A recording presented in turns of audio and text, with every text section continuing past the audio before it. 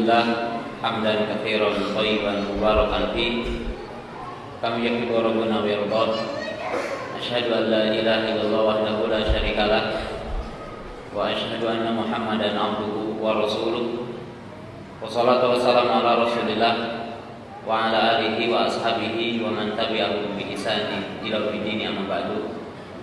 Kedua mempelai yang saya hormati, para asatidzah, para tamu yang saya hormati, dalam kalimat yang singkat ini, pertama saya merasa bergembira dengan kedatangan para asatidz di tempat yang mulia ini, sehingga kami dengan secara khusus berakad dengan beberapa asatidz supaya bisa menyampaikan nasihat di kesempatan yang berbahagia ini, di ma'had yang mulia ini. Kemudian yang kedua, ya, ini merupakan silaturahmi yang dengan wasilah adanya pernikahan ini. Dan mungkin saya sebagai pimpinan Pondok Mahajir Sunnah juga mengucapkan banyak terima kasih kepada seluruh pihak yang telah memenuhi undangan secara khusus Ustaz Abu Isa, keluarga, dan juga undangan kami Mahadiyah Sunnah, yang tentunya juga kami segini adanya dan segini mampunya. Kemudian juga mungkin sebagai kalimat terakhir juga untuk melengkapi nasihat tadi, dan saya sedikit juga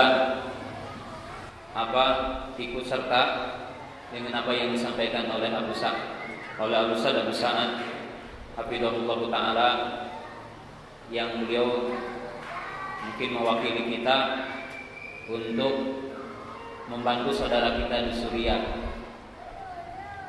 Ada kalimat yang saya ingin sampaikan tadi, bahwa orang Syiah itu pandai bersandiwara. Salah satu bentuk terbesar sandiwaranya adalah bahwa orang-orang Syiah itu membunuh Al-Husain ibnu Ali. Karena yang membunuh Husain ibnu Ali adalah Syi'atu Kufah, yaitu Syiah ahli Kufah, yang mana setelah mereka membunuh, membuat satu peribadahan yang dinamakan dengan ibadah berkabung hari ini, yaitu mengalirkan darah.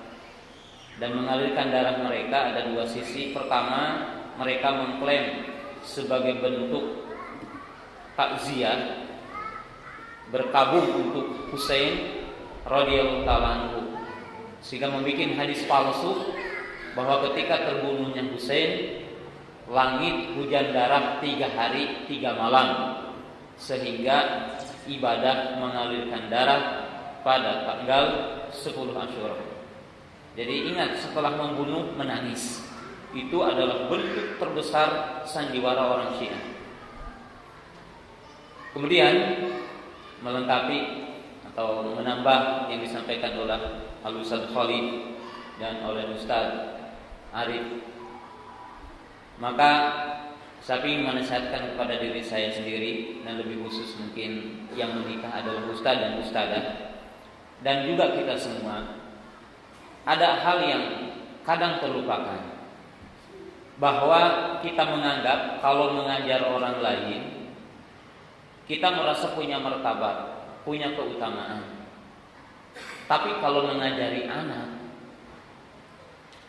itu merasa tidak dapat pahala, merasa tidak dapat kehormatan.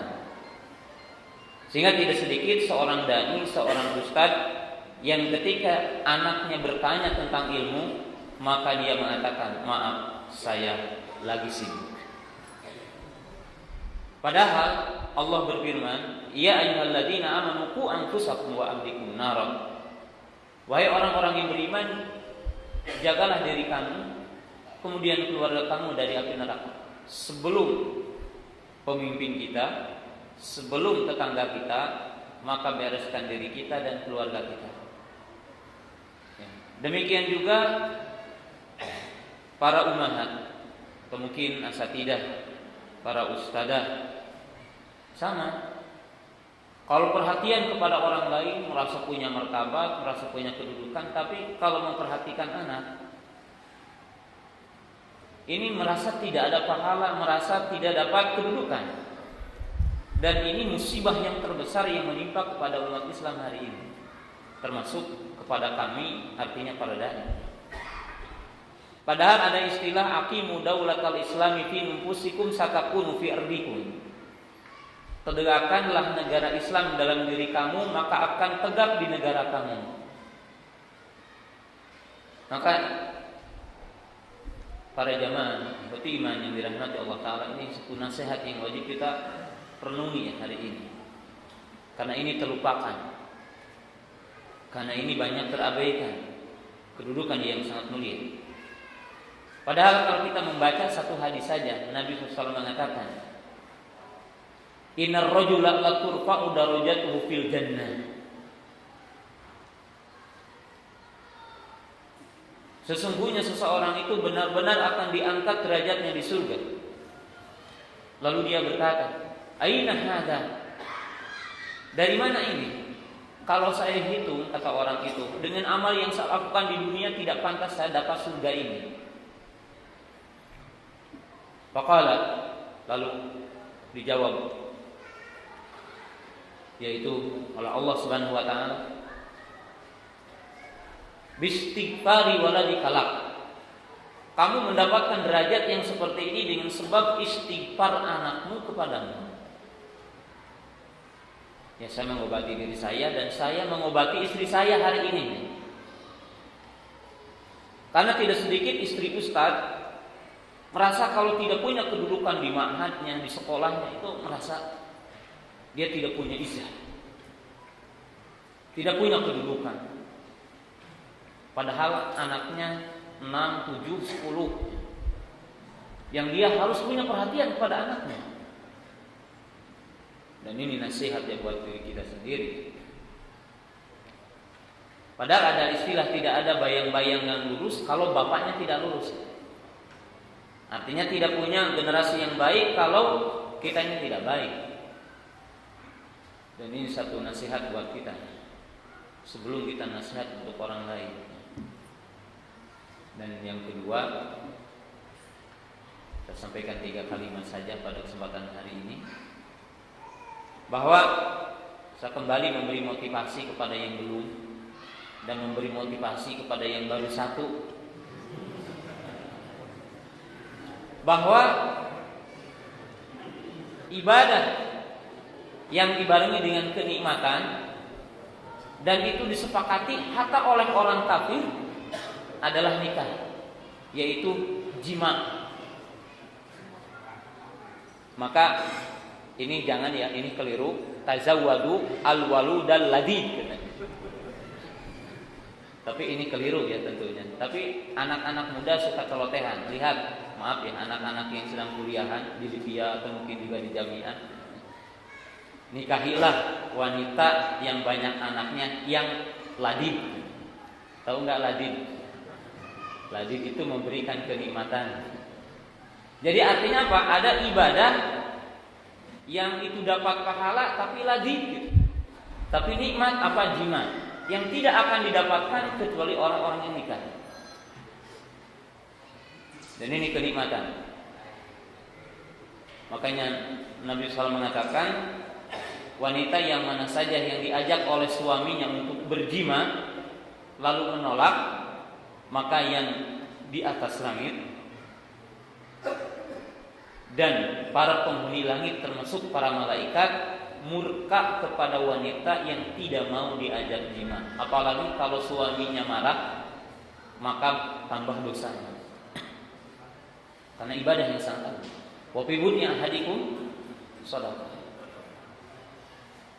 Maka oleh sebab itu orang yang nikah harus punya kekuatan syahwat. Kata para ulama, ada nikah yang haram. Kalau sekarang para bapak yang baru satu, apa hukumnya nikah kedua? Hukum nikah kedua bisa haram, bisa mubah, bisa wajib, bisa mustahab. Kapan nikah itu haram? Jalma nu teu boga duit, teu boga syahwat. Kapan nikah itu haram? Orang yang tidak punya apa-apa, tidak punya syahwat. Ini haram bagi orang ini nikah. Kenapa? Akan menyengsarakan wanita. Tapi bagi orang yang mampu, kemudian syahwatnya kuat, maka wajib nikah. Kalau satu belum bisa meredakan syahwatnya, maka nikah keduanya wajib. Maka nikah keduanya adalah wajib.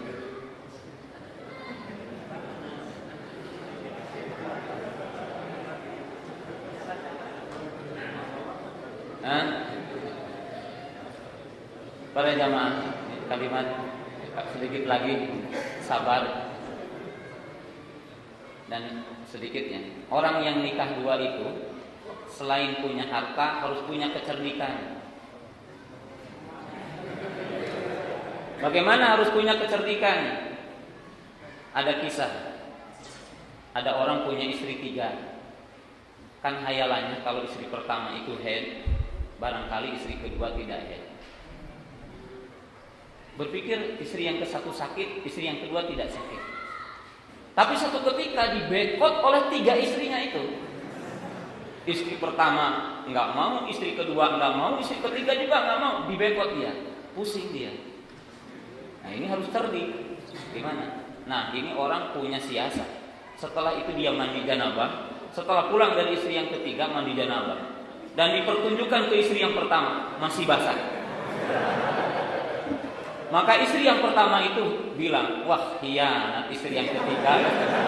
Akhirnya semalam itu ngasih semuanya. Nah ini perlu siasat. Jadi bukan hanya uang, perlu kecerdikan.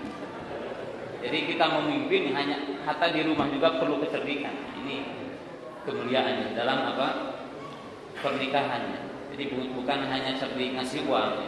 Dalam setiap hal harus punya kecerdikan. Dan demikianlah pernikahan.